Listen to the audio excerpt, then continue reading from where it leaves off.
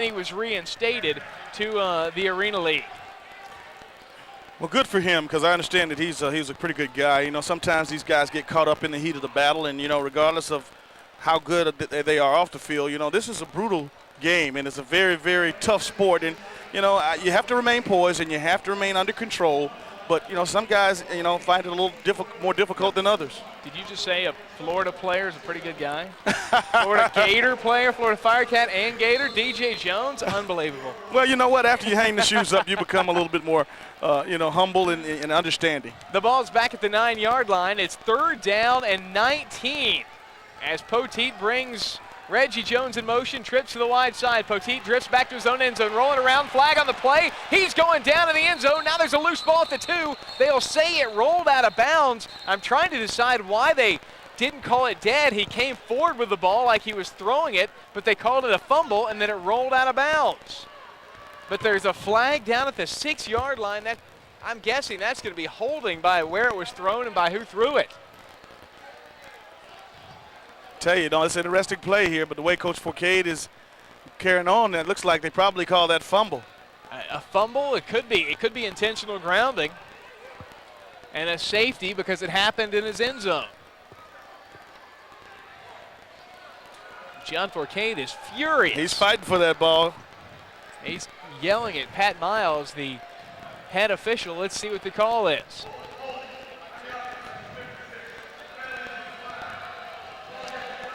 It was holding, penalty declined. And the ball was called a fumble back at the 3rd, but again, Pat Miles, if I'm not mistaken, he just said it was a 1st down for Columbus. Still trying to figure out why that is. He pointed just like it was. Actually, the kicker is running onto the field, so that's definitely a wrong call. So the ball's at the 2-yard line, and, well, it can't kick one any longer than this. 56-yard attempt for Ty Dollinger. I'm safe to say this is not a field goal attempt. This is as good as a punt. Yep, but they've got to be careful. Absolutely, because this is a good chance for a good return. That kick is long. It'll be taken by Anthony Dixon at his own 1-yard line. He's got room to run up to the 10, 15, now up to the 20, cuts it back.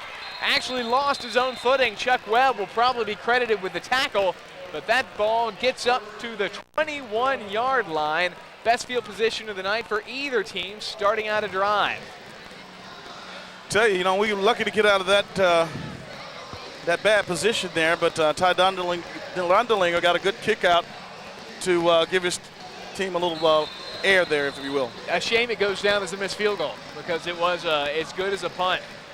11:53 and the clock rolling. Florida with a drive here can take the lead. Game tied at 14, Columbus and Florida.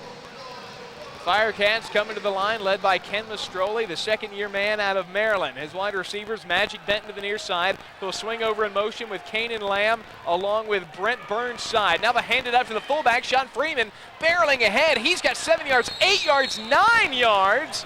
Columbus didn't expect that, and now they're late flags on the play, and that is going to be a penalty against Desmond Washington for, I think, a little too much excitement at the end of the play. A 9-yard gain for Shad Freeman, the big fullback, a 4th-year man out of Valdosta. If you go back to the beginning of that play and you see how, you know, Shad Freeman is able to grind out the yardage there, I believe that was that the fullback that, I mean, we had small defensive backs, way less than 185 pounds, trying to take on this big guy up top. And we've seen it time and time again, last week especially, a Herschel Walker-type effort by a little swing pass. These guys coming up trying to hit these guys up high, cut their legs off from under them. Darius Ellison only weighs 170 pounds. He's not going to. He's giving up 80 pounds to Freeman. So the penalty was actually against Florida. I thought that one was going to be against Columbus by the way that Desmond Washington came barreling through the play. My apologies to Desmond. Actually, the penalty goes against Greg DeBose, the big lineman, 6'3", 320, and the ball will be back at the 20-yard line. 2nd down, and they'll call it 11 now. Brent Burnside will be the wide out to the near side boards. Jumping offside that time, Chuck Webb, as he goes barreling into the quarterback, Ken Mastroli. He decided he didn't want to stop. Just might as well lay a lick. Yeah, that's automatic 1st down. Unless he was drawn offside. I don't think that's going to be the call.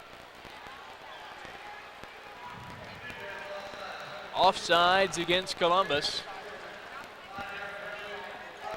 And the automatic first down as the ball will be moved to around the 25-yard line. 11 minutes and 10 seconds remaining here in the first half. Columbus and Florida all tied up. Florida's got the ball nose end to the midfield stripe. Kanan Lamb to the near side, the slot receiver, along with Brent Burnside. Far side's Magic Benton. Terrence Samuel dealing around. He's the DB. And that time Lamb dropped it. He kind of swung out on a bit of a crossing pattern between he and Burnside, and he just dropped it. Tell you what, I said earlier when Desmond Washington, when he comes up and lowers the boom, now I could tell you Lamb saw Washington and the angle that he had on him out of the corners of his eyes, and he could have caught that ball, but he knew that he would have paid a terrible price. So it'll be second down and 10 to go, and Ken Mastroli, for all his accolades, has not had the hottest day. Got a man in motion. That's Magic Benton to the far side on a streak pattern. Mastroli fires over. Got Lamb at the 14-yard line. He'll be drugged down after getting the first down. Now the ball comes loose, but they'll say he was down before he lost control of the football. It'll be interesting to see where the spot is on this one. I know he got the first down, but then ran backwards, and yes, they will mark it to the 15, a 10-yard gain and a first down for the Florida Firecats. Lamb has got quite a bit of speed.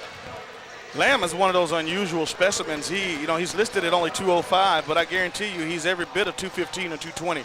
And he's, low to the ground, great agility, and again, surprisingly good speed.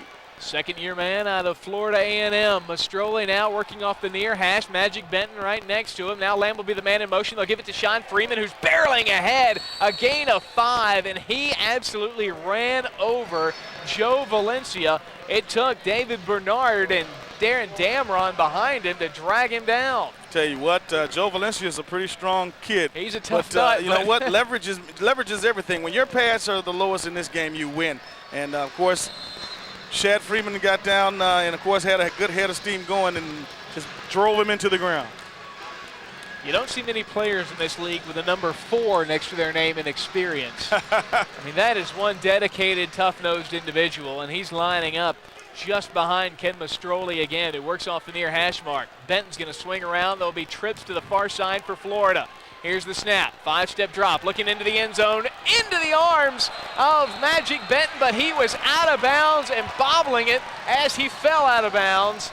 That was the call by the back judge, Ronnie Stewart, right on top of it, but there's also a flag on the play at the 6-yard line. That was an excellent call there in the end zone. The referee right on top of the play. Columbus had a linebacker out of the box, and that's going to cost him another automatic first down as the ball will be moved to the 5-yard line. Columbus with a couple of tough penalties, one offsides on a 2nd and 11, and now that illegal defense. 8:30 clock rolling, 1st and goal from the 5. Defensively, Samuel, Washington, Valencia, and Johnson are your linebackers and DBs, along with Darius Ellison. Magic Benton swinging around, trips to the far side for Ken Mastroli. That is to his right. They'll pitch fake. Now fire it over, looking for their tight end. Can't find Tyron Johnson. It was over his head, and a nice job by Joe Valencia not being fooled by the misdirection play. In that play, I've seen it one time. I've seen it 1,000 times, and great read by Valencia. But again, you have to be alerted, and I'm sure the Coach Missick told his Jill linebacker that, look, don't let him, they call that play the snake play, out the backside, fake everything to the wide side, and release the tight end out the backside. But they were right on it. Great play. So again, Mastroli brings them to the line at 7:40 with the clock rolling. Brent Burnside is up close against the near boards. Now they'll switch around, and it looks like Florida is going to take a timeout. That's the first timeout taken in this game by either squad.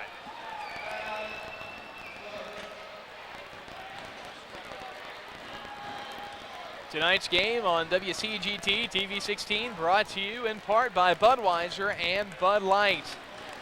Welcome all our listeners to Boomer 95.3 and our viewers to TV 16 broadcasting live on the Boomer, but every Wardogs home game is shown on tape delay on TV 16 the following Monday at 8 o'clock.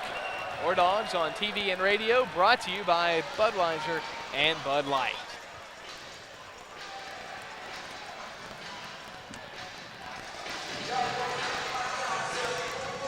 So the Wardogs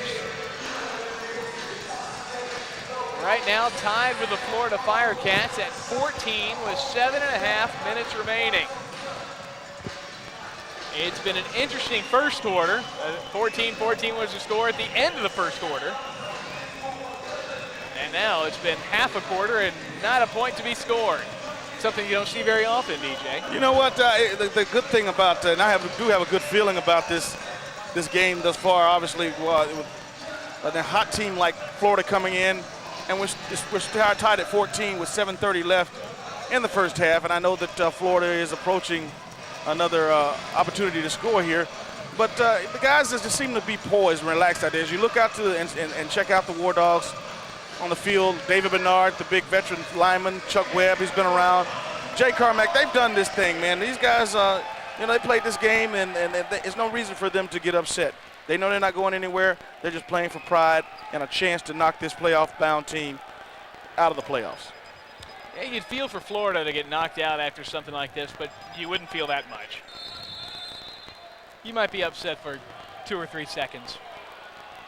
So Mastroli comes to the line, Burnside along the near boards, far side Magic Benton along the boards. Lamb coming in motion, Freeman is the fullback. 3-step drop from Mastroli, floats over the middle, his man's got it. Kanan Lamb has it right in the face of Darius Ellison.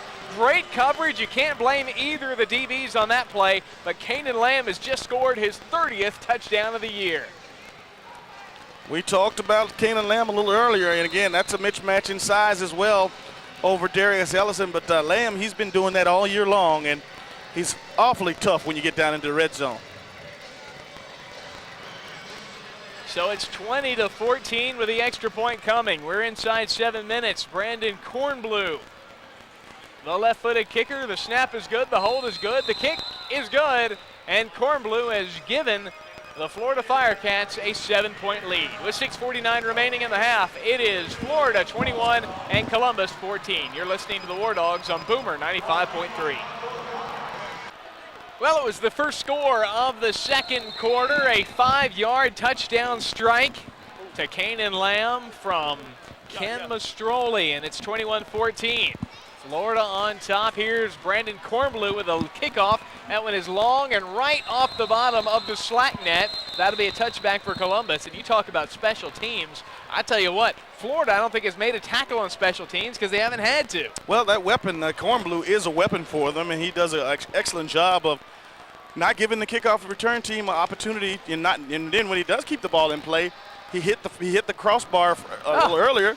So he's hit it twice. Hit the crossbar once, hit the side iron once. Yes. And he's a pretty good kicker. A nice pedigree. Played for the Big Blue out of the University of Michigan.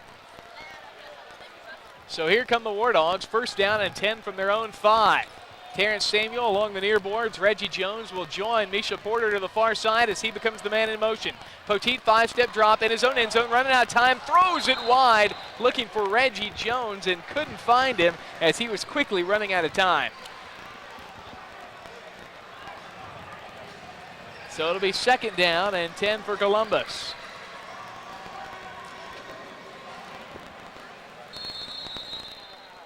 Columbus has stalled a bit since they scored their second touchdown with about 4 minutes remaining in the second quarter, or in the first quarter. Check that. 4:40 to be exact. So second down and 10 from the 5-yard line. Samuel will come in motion. Poteet, 5-step drop in his own end zone, running out of time, throwing it up top, and run out of bounds. That time was Reggie Jones, and that will be a flag against Quincy Sorrell, the defensive back, second-year man out of Nicholls State. Going way up top was Poteet that time, and Jones was just run out of the play, and it'll be a penalty against, most likely pass interference, maybe holding. We'll see what it is. It's going against Florida, that's for sure. Pass interference against the Florida Firecats their second penalty of the game. They've had an unsportsmanlike conduct. Actually, check that, third penalty of the game as the ball will come out to the 15-yard line. First down and 10. Tell you, there's an impressive crowd here, and I am still waiting on those numbers to come in. And as I look around, and it's a nice concentration all the way around. Here's Poteet trying to dump it off, and that ball is incomplete. Looking that time for Lenny Lucas, and John Fourcade is furious because it looked like Thaddeus Fullard was all over the back of the wide receiver, actually the up back, Lenny Lucas. He wanted pass interference. Instead, it'll be second down.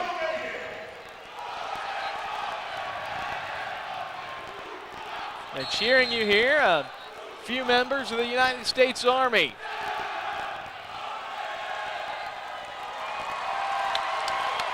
The soldiers from boot camp getting a nice reprieve on a nice Saturday night. Here comes Poteet again, bringing Reggie Jones in motion to the far side, and a whistle will be blown. No flag on the play. And now Jay Carmack getting into it a little bit with Thaddeus Bullard. Boy, Bullard is just in all the little extra melees. Yes, he is. And, it doesn't hurt to have a defensive lineman with lively legs and a quick temper, because he's definitely going to keep the offensive lineman on the edge there. We'll see what the call is. They were resetting the play clock. So second down with 4 minutes and 11 seconds remaining in the second quarter. 21-14 the score. The difference coming on a Kane and Lamb 5-yard touchdown strike from Ken Mastroli. Here's the second down play from the 15. Terrence Samuel to the near side, Misha Porter to the far side, and here comes Jones in motion. Poteet, three-step drop, pump fake, running out of time, throws off its back foot, looking up top, intercepted by Brent Burnside back at the 9-yard line. He is hit hard by Lenny Lucas, but he hangs on to the football as that time Sherrard Poteet just threw one up for grabs. He was looking for Samuel and Burnside. I think Burnside saw it first, jumped in the air, took it away, and that's the first turnover of the night for the Columbus Wardogs. We've seen Poteet in that position before when he's scrambling around, throwing off his back foot, and is really, it doesn't have any velocity on the ball, and that gave the defensive back an opportunity to gather himself and intercept the pass, but that wasn't necessarily the smart thing to do. Poteet usually throws the ball into the stands when he's in trouble. Fifth interception of the year for Brent Burnside, the third-year player out of Missouri Western. And he's ready to head to the showers after that leg. He got hit hard by Lenny Lucas. So here's Mastroli, first and 10 from the 10. He's got three wide receivers. Lamb will be the man in motion as he comes to the slot side, far side. Now he's going up top. He's looking for his man, Terrell Sutton. Sutton's got it at the 5. He's going to the end zone. Touchdown, Florida. Tell you what, Sutton got open and got a step on Darius Ellison, and Darius is seeing his fair share of deep routes tonight. And like I said earlier, he has the bullseye on his chest. He's just going to have to hang in there and make some plays. A 40-yard touchdown strike on the first play after the turnover, as the Florida Firecats have stretched their lead to 13 and could be 14. Brandon Kornblue, who is 70 of 86 coming into this game on the year, will be the man to try that. Florida taking advantage right away of the Burnside interception. And again, this team ranks #1 in turnover margin. So, whether it's getting fumbles, getting interceptions, this Florida Firecats team is in playoff contention because of that. They're taking their time getting their extra point team on the field, but they do. Kornblue kicks it through, and it is a 14-point game. You are listening to the Wardogs on Boomer 95.3. Needs to answer here late in the second quarter, down 14, as they've been held scoreless for the last 17 minutes and 30 seconds of play. They trail 28-14 against the Florida Firecats, 2:10 to play.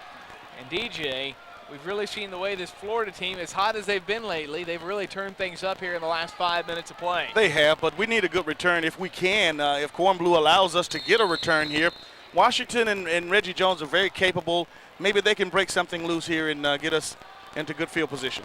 Clock now within 2 minutes, and this ball is going to bounce down out into the stands. DJ, he did that on purpose. Oh, yeah. He knew he was going to cost you money.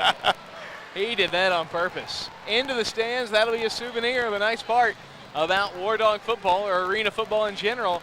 If it goes into the seats, you get to keep it. That's right. And you know what? It's the last game when, we've given away the house, everything that was left over from the giveaways earlier in the year, the posters of team posters, of the cheerleaders, Joe Valencia posters, airplanes, T-shirts. Hey, why not? All the balls that we have left, we might as well throw them all in the stands as well. Might as well. 1:54. The clock starts to roll on the whistle. First down and 10 from the 7. Columbus has got to go 43 yards in a minute 45 now. Trips to the far side as Reggie Jones comes in motion. He's the second slot man. Poteet, 5-step drop. Looks over, got his man. Misha Porter at the 13, up to the 15. With room, up to the 20, 21-yard line before being brought down by Quincy Sorrell. With a little help from his teammate Carlos McLaurin, a first down play for Columbus as we are inside a minute 20. You almost feel that sense of urgency from the Columbus War Dogs led by Sherrod Poteet. And going to the veteran Misha Porter. Nice gain, and of course, the great opportunity to get a touchdown on the board here and bring it to within 7. 1:07 clock rolling. I don't know if they'll get it off before they get to the 1-minute warning. Doesn't look like they will. Yes, they will. They'll fling it over to Reggie Jones at the 20 on the screen pass now up to the 25. Getting a little extra, loses the ball. It's dead on the 22-yard line. They'll say it goes out of bounds as the ball straddles the 25. Oh, what a chance. Is really taking a lick that time was Reggie Jones. Needs to hang on to that ball a little better as it stands on the 24 now.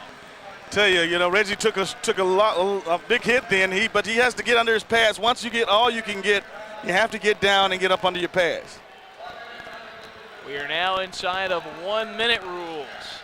Kind of like the 2-minute warning. Coming up at halftime, War Dogs owner Ed Randall giving somewhat of a State of the Union speech or address. He had VIP reception earlier during the pregame and, of course, addressed some potential investors here. Come talk a little bit about that. Here's the 2nd and 5 play. 55 seconds remaining. Reggie Jones trips to the far side. Jones is the man in motion. Poteet's got to get rid of it. He's got his man, Terrence Samuel, somehow getting away with the ball at the 16-yard line. Poteet took a lick, but he completes the ball for the first down play. Still plenty of time for the War Dogs. 42 seconds remaining.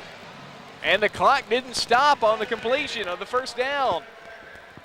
It rolled down all the way to the 42 seconds. There's no way that play took 13 seconds. So much for the home clock operator. Yep, you're right.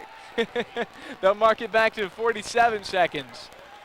And at this point, every tick of the clock is crucial. We were rolling along just fine here, and then it gets down to the close, and that's when we have problems with the clock.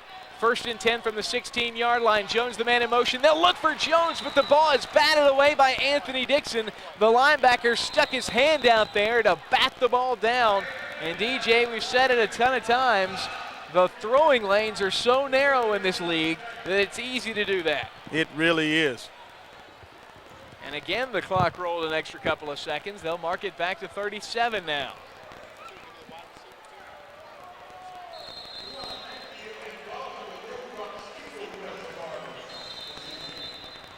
Clock stopped and started rolling again. I believe Pat Miles showing a little frustration over there. 37 seconds, and the clock should not start until the ball is snapped. 3 wide receivers in the game. Misha Porter to the near side. Reggie Jones and Terrence Samuel to the far wide side. That is to Poteet's right. Jones will be the man in motion. Poteet, 3-step drop, pump fake. Now looking into the end zone, looking for Samuel. He's in the corner. He's got it. Touchdown, Columbus!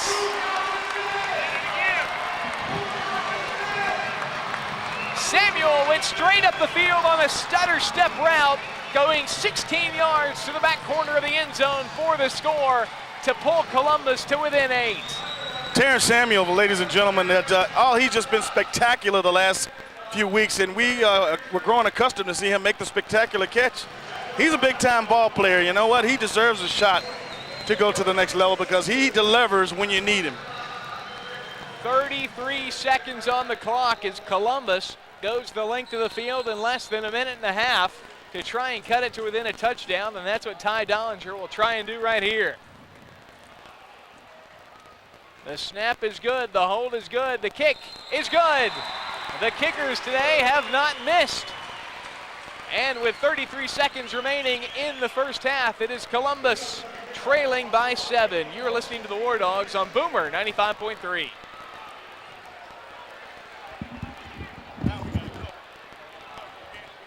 What's wrong with it? We gave them the point on the extra point. Oh, now they're fixing it. Maybe not. No, it's 21-28. Yeah.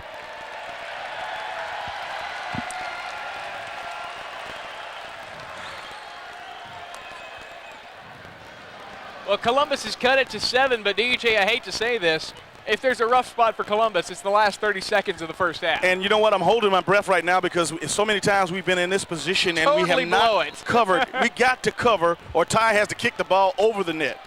Dollinger's kick is a long one. This one's going to be played off the bottom of the net, bounces off the hands of Dixon. He's going to take it out. Now he's off into the 5, into the 10. He's got room at the 15, down to the 20, 25-yard line. Flags on the play as his face mask was yanked on of it by Lenny Lucas. And boy, what a big return by Anthony Dixon, and chances Can I breathe now? Well, barely. Columbus had the best opportunity of the day to make a good coverage play on it, and that's going to be a huge return, probably inside the 20-yard line of the Wardogs. And you know that with 26 seconds left, that's a plenty of time for them, Florida Firecats, to get another touchdown on the board. We have put our defense in so many bad positions as far as not covering and giving up so much of the field, and them having them to defend in their territory. It's ridiculous. But here's another situation, and we're just going to have to ask our defense to stand up and really make something happen. The ball will be placed nose end to the 15. Just an example of what you just said. Columbus, #1 in the league in total defense when you talk about yards, number 20 in average points allowed. Right. That's because just like this, they're given 15-yard fields to try and defend. 27 seconds on the clock. Plenty of time for Ken Mastroli. 3 wide receivers, Terrell Sutton to the near side along with an Anthony Dixon, and now Magic Benton will join them as he is the man in motion, swinging up toward the line. Mastroli 5-step drop, plenty of time looking over, had his man, could have been intercepted that time by Desmond Washington. It went through his slippery fingers. The intended receiver was Magic Benton, and oh my goodness. I know that Desmond was counting that one, man, because again, you know, you have to defend so much in this league, and you're going to get your share of burns. You're going to get burned a lot, but when you get an opportunity to get a pick, man, you better take it. Oh, that just aches. And apparently there was a penalty on the play, although, DJ, I didn't see it. Well, this ball was thrown, or at least the flag was thrown near the line of scrimmage, and we were obviously focusing in on the play downfield. That was the quickest mark-off of a play I've ever seen. The ball is back to the 25-yard line now, a little more manageable for the defense. First down, and now 20 yards to go from the 25-yard line. Again, Mastroli with time, got his man Dixon to 15, up to the 10. Dixon's down to the 4-yard line. He might have gotten the first down. It's awfully close, depends on the mark, and it looks like Florida will use its second timeout with just 12 seconds on the clock. Tell you, this Florida Firecats football team is an explosive team. Mastroli, like I said, he came into this game as hot as any quarterback in the league, and he has a lot of weapons with Dixon, Sutton, and Magic Benton. He certainly does. Benton, a former Miami Hurricane. Anthony Dixon was a quarterback, or was a wide receiver with those great quarterbacks they had at Marshall. The name of Chad Pennington, and there was a pretty good wide receiver at Marshall. What was his name? Randy, I think it's Moss. Randy Marshall? Is it Marshall? Miller? Yeah, Moss. Yeah, he's doing pretty well for himself. Yes, he is. So they'll mark it at second down. The ball is about 8 inches short of a first down, but there's 12 seconds on the clock. Columbus has all 3 timeouts. Florida has 1. Mastroli comes to the line with Benton to the near side along the boards. The far side is Sutton, and coming in motion is Dixon toward the line to the far side. Mastroli, 3-step drop, looking in the corner. He's looking for Dixon. Dixon right along the boards. No, incomplete. He was out of bounds when he grabbed the football, but there's a flag on the play at the 5. Now the rules change in the end zone. Now if this ball was out in field and he caught that ball and came down with his foot on the pad first, that play would have stood. But in the end zone, when you come down against the wall, it's out of bounds. You have to come down with those feet on the ground in the end zone in order to get a touchdown. Now we'll see what the penalty is. They're talking about it.